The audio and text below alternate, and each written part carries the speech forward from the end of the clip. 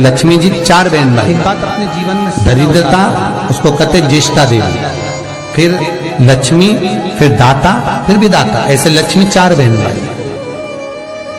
लक्ष्मी का विवाह और दरिद्रता का विवाह एक साथ हुआ, इनका दूसरा मुनि के साथ, उनका विष्णु जी के साथ विवाह हो गया, चले गए।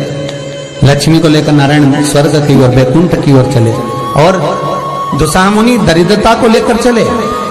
जैसे ही अपने आश्रम में प्रवेश करने लगे तो दरवाजे पर ही दरिद्रता देवी को अंदर यज्ञ हो रहा था, पूजन हो रही थी, उसकी सुगंध उसको प्राप्त हो गई। प्राप्त हुई तो वो भागी, 1 मिनट ना रुकी और दौड़ कर गई और पीपल के वृक्ष के नीचे बैठ गई दरिद्रता देवी। जब पीपल के पेड़ के नीचे दरिद्रता बैठ गई, दूसरा मुनि ने कहा चलती क्यों नहीं हो अंदर? मैं नहीं जा सकती, पहले यज्ञ बंद करवाओ,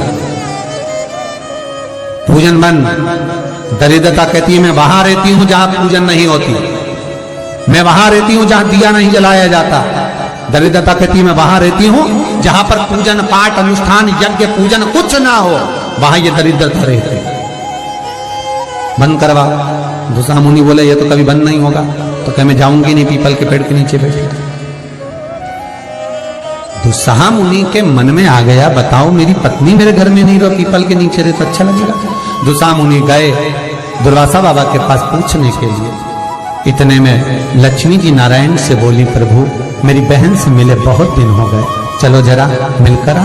भगवान गए तो लक्ष्मी जी मिठाई का डब्बा ले, हे ज्येष्ठा दीदी तेरे लिए कुछ लाई हूं। ज्येष्ठा ने जो डब्बा खोला तो मिठाई का। क्रोध आ गया दरिद्रता को, हरी लक्ष्मी तुम मेरी बहन होकर तुझे ये नहीं मालूम कि मुझे क्या प्रिय और क्या प्रिय? तुझे मालूम है ना कि मुझे खट्टा और तीखा पसंद है, और तू लेकर मीठा आ रही है। फेंक दिया मिठाई का डब्बा, मेरे लिए खट्टा और तीखा लेकर आना था।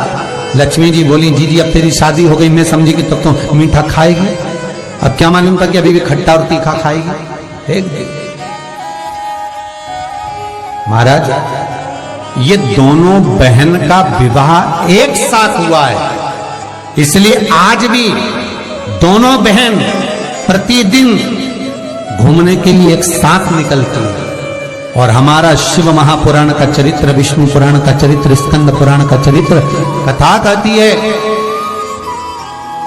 कि दरिद्रता हमारे घर में प्रवेश ना करे, इसलिए दरवाजे पर नींबू और मिर्ची को टांगा जाता है, जिससे दरिद्रता देवी बाहर की बाहर खाकर चली जाती है, और मिठाई का डब्बा अंदर रखा जाता है, जिससे लक्ष्मी अंदर प्रवेश कर जाती है। मिठाई घर के अंदर और दरिद्रता के लिए नींबू मिर्ची बाहर। ये बात प्रवेश ना चाहिए।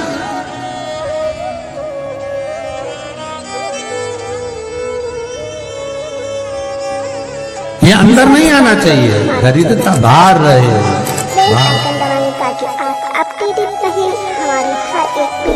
भगवान विष्णु कहते हैं दरिद्रता। आज शनिवार का दिन है, जिस दिन तुमने हमारा लक्ष्मी के साथ दर्शन किया है इस पीपल के पेड़ के नीचे। जो शनिवार के दिन पीपल के वृक्ष के नीचे दिया लगाता है, पूजन करता है, उसको लक्ष्मी प्राप्त हो। सोमवार, मंगलवार, बुधवार, गुरुवार, शुक्रवार, शनिवार, ये सारे वार हम पीपल के वृक्ष के नीचे लक्ष्मी के साथ विराजमान होंगे। दरिद्रता बोली, वाह नारायण वाह, मेरे दरवाजे पर आए और कहते हो कि मैं लक्ष्मी के साथ विराजमान होऊंगा। नारायण आप भले 7 दिन में निवास करो, मना नहीं है, पर एक दिन ये पीपल के वृक्ष में मेरा वासा होगा, और वो रविवार का दिन होगा। रविवार के दिन जो पीपल के वृक्ष के नीचे आएगा, खाली हाथ आएगा, उसके घर में ये दरिद्रता प्रवेश कर जाएगी। भगवान विष्णु ने कहा मान लो कोई जल लेकर आया, फूल लेकर आया, कोई सामान लेकर आया, तो दरिद्रता कहती अगर कोई वस्तु लेकर आया तो दरिद्रता उसके द्वार नहीं जाएगी। पर कोई खाली हाथ पीपल के वृक्ष के नीचे आया तो ये दरिद्रता जाएगी।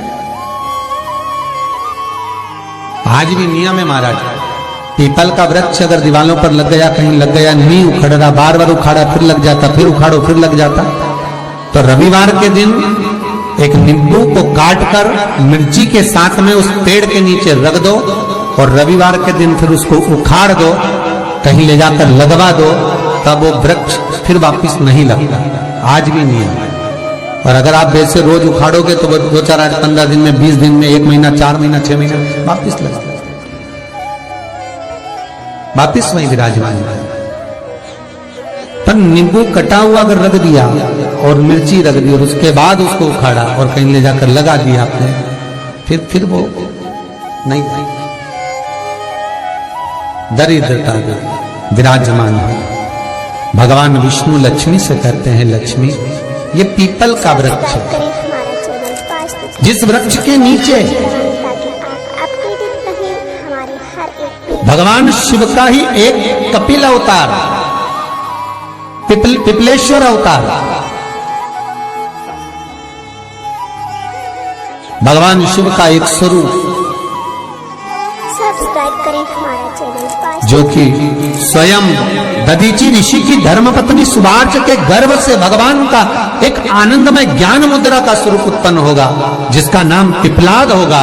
वो यही पीपल के वृक्ष के नीचे निवास करे।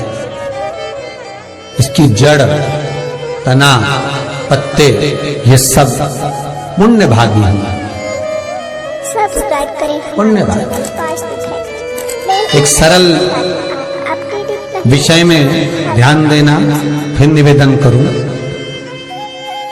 कई माताएं कहती है, गुरुजी हमने सफेद आंकड़े की जड़ बांधी और मान लो संतान हुई, और कई ऐसी हैं जिन्होंने बांधी और तो नहीं हुई है, तो उसके लिए भी ध्यान रखिएगा। 18 साल हो जाएं, 17 साल हो जाएं, 10 साल हो जाएं, 12 साल हो जाएं और घर में बच्चा नहीं है, संतान नहीं है, तो प्रयास करना सफेद आंकड़े की जड़ को लेना, तुमरुका जी का नाम लेकर 21 बार शिवलिंग पे से घुमाना, रजस्वला धर्म के 7वें दिन कमर पर बांध लेना और उसी दिन से एक पीपल का पत्ता मंगवाना, शंकर भगवान पर चढ़वाना और पीपल के पत्ते को गौ माता के दूध में उसको उकलवाना। ठीक है, उकलवाकर ठंडा करवाकर पत्ते को बाहर ठंडा करने में डाल देना।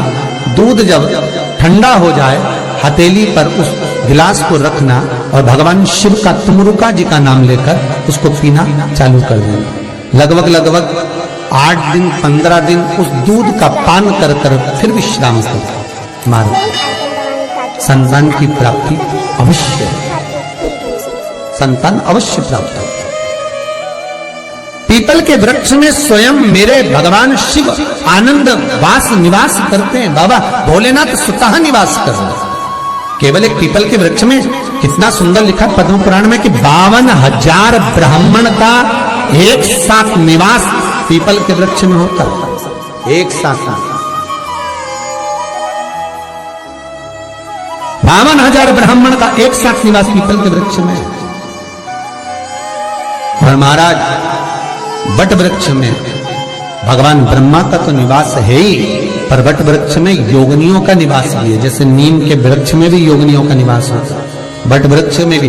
ये 2 पेड़ जो ऐसे होते हैं, नीम का पेड़ और बड़ का पेड़, ये कहीं पर भी लगे हों, इसके पास में से आप जब निकल कर जाएंगे तो आपको थोड़ा सा मन में हल्का सा भय सा लगेगा। 2 वृक्ष ऐसे, एक नीम का, एक बड़ का। वट वृक्ष, बड़ का पेड़ और नीम का पेड़। जब बड़ वृक्ष के साथ में पास में से आप निकल कर जाएंगे, या अंधेरा है या शाम का समय, आप बड़ वृक्ष के करीब में से निकल कर जा रहे हैं, तो थोड़ा सा मन में एक सा लगेगा जैसे कोई बैठ रहा है, कोई देख रहा है। भगवान शिव का महाराज फिर निवेदन करा, आगे जो चरित्र कहा बाबा का, उसी तरह बेलपत्री का जो वृक्ष होता है, उसकी जो जड़ होती है वही पूज्य है, भगवान शिव का ही स्वरूप है, भगवान शंकर का ही। हमारा तो निवेदन है आप सबसे कि यदि शरीर में बहुत रोग घेर कर रखे हैं, आपको बहुत रोगों ने घेर रखा है, तो प्रत्येक सोमवार शंकर के मंदिर पर जाइए, शंकर जी पे चढ़ी हुई एक बेलपत्र उठाइए, औषधि के रूप में शिव जी का नाम लीजिए और शंकर के दरवाजे पर बैठकर उसको चबा चबा कर खाकर घर आ जाइए। 1 आध महीना कर कर देखो, मुझे उम्मीद है, मेरे विश्वनाथ पर मुझे विश्वास है कि तुम्हारी दवाइयां तो कम हो जाएगी और ये औषधि के रूप में तुम खाते रहोगे। चाहे वो शुगर हो, बीपी हो, चाहे दर्द हो, कमर